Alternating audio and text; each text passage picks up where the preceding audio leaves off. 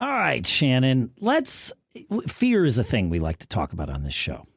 And we like to. Because all of us have it, right?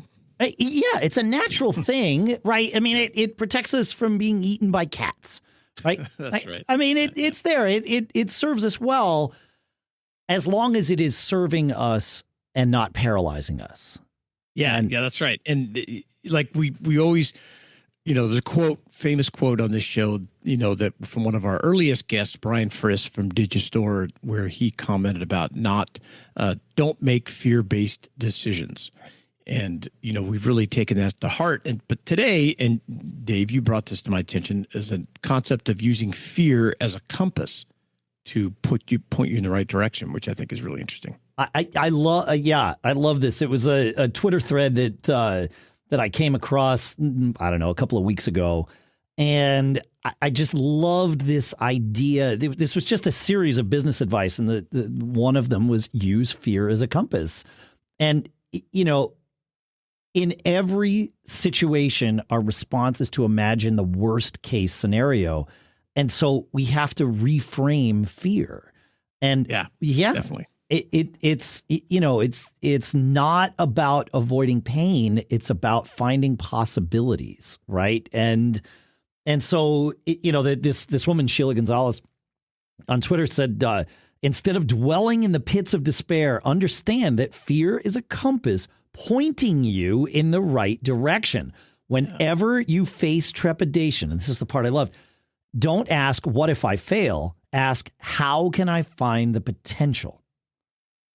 And I really like that. It was like, okay, wait, and this is sort of, and I think I learned this from you, speaking of our conversation earlier in the episode, where if I'm faced with a decision about, should I take path A or path B, the path that my gut tells me is the hardest is often the right path to take.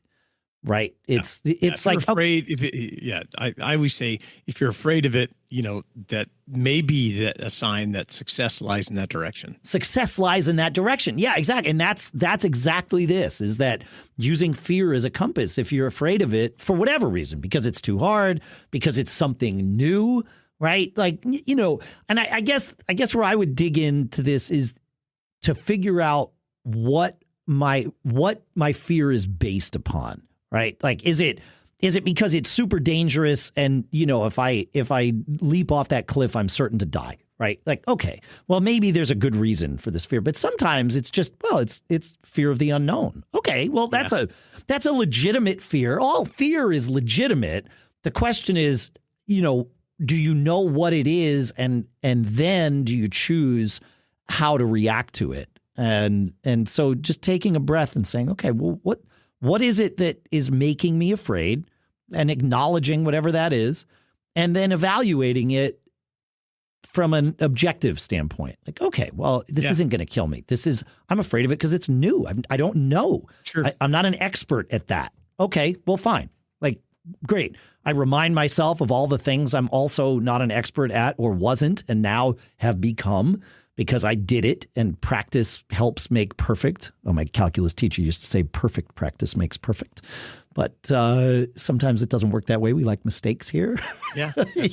But just figuring out where that fear comes from it often is enough to reduce it to a point where it is fuel and not something that turns me away.